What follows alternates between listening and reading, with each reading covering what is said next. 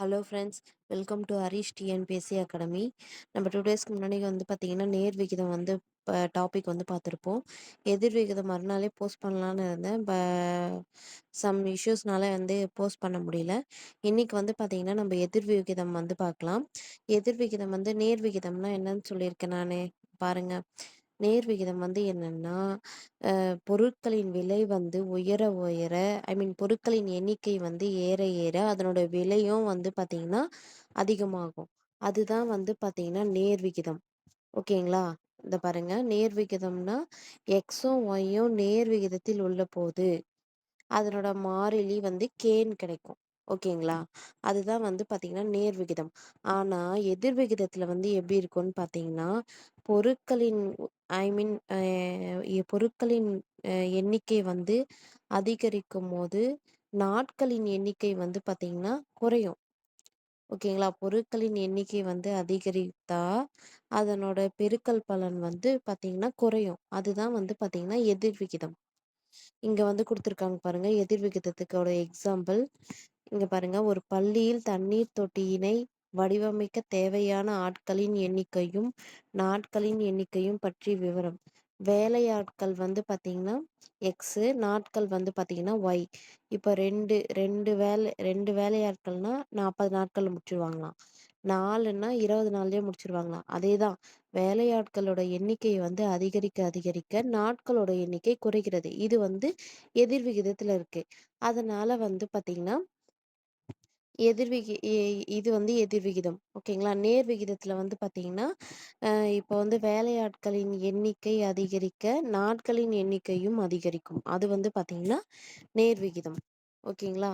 இப்போ எதிர் விகிதத்தோட ஃபார்முலா பாத்தீங்கன்னா எக்ஸ் இன்ட்டு ஒய். ஒய். ஓகேங்களா? ஒவ்வொரு எக்ஸின் மதிப்பையும் அதனோடு தொடர்புடைய ஒய்யின் மதிப்பையும் எடுத்துக்கொள்வோம். அவற்றின் பெருக்கல் பலன் சமம். நேர் விகிதத்துல பாத்தீங்கன்னா அதனோட பெருக்கல் பலன் சமமா இருக்காது. ஆனா எதிர் விகிதத்துல இரண்டனோட பெருக்கல் பலன் பாத்தீங்கன்னா சமம்னு சொல்லியிருக்காங்க. இதனோட எக்ஸாம்பிள் சம் பார்க்கலாம். இங்க பாருங்க, 60 வேலையாட்கள் ஒரு பருத்தி நூல் உருண்டையை நூற்க 7 நாட்கள் தேவைப்படுகிறது. 42 வேலையாட்கள் அதே வேலையை செய்து முடிக்க எத்தனை நாட்கள் ஆகும்?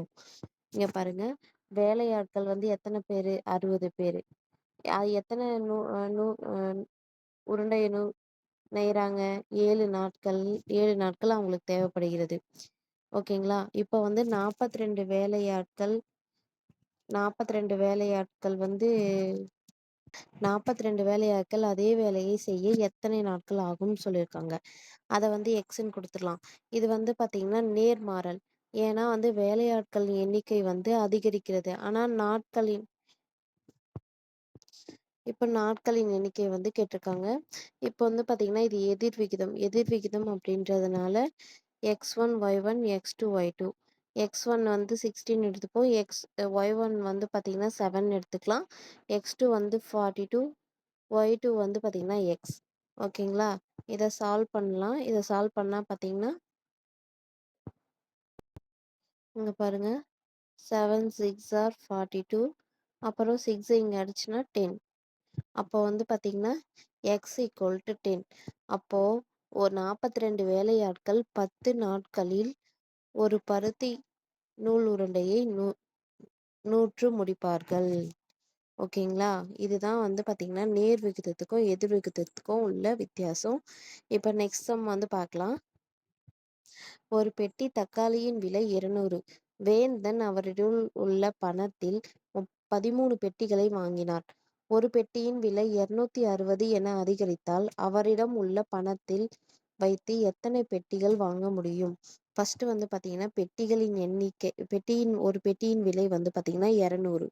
விலை அதிகரிக்க பெட்டியின் விலை பார்த்தீங்கன்னா 260 ரூபாய். வேந்தனால் வாங்கப்பட்ட பெட்டிகளின் எண்ணிக்கை எக்ஸ்ன்னு போட்டுக்கலாம். பெட்டிகளின் விலை அதிகரிக்கும் போது பெட்டிகளின் எண்ணிக்கை குறையும். இதனால தான் இது எதிர் விகிதத்தில் இருக்குது. பெட்டிகளின் விலை அதிகரிக்கும் போது எண்ணிக்கை குறையும். ஓகேங்களா? இப்ப விலை அதிகமா இருந்தா, நம்ம வந்து எவ்வளோ வாங்குவோம்? கம்மியா தானே வாங்குவோம். அதுதான் வந்து சொல்லியிருக்காங்க இங்க. இப்ப வந்து பாருங்க, பெட்டிகளின் எண்ணிக்கை வந்து பார்த்தீங்கன்னா, 13 பெட்டிகள் வாங்கினாரா? எவ்வளோ குடுத்து? ரூ. 200 குடுத்து வாங்கியிருக்காரு.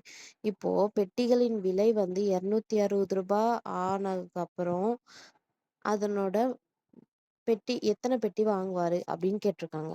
இப்போ வந்து பார்த்தீங்கன்னா, இது எதிர் விகிதத்தில இருக்கு. அதனால ஃபார்முலா போட்டுக்கோங்க. எதிர் விகிதத்தில இருக்கிறதுனால 13 × 200 எக்ஸ் × 260.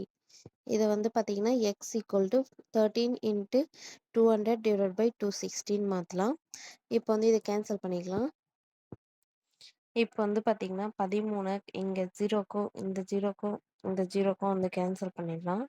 இந்த 0க்கும், இந்த 0க்கும் கேன்சல் பண்ணி, நெக்ஸ்ட்டு வந்து பார்த்தீங்கன்னா, 13 26ஆல போச்சுன்னா 2. அப்ப 2 மேல கேன்சல் பண்ணா 10.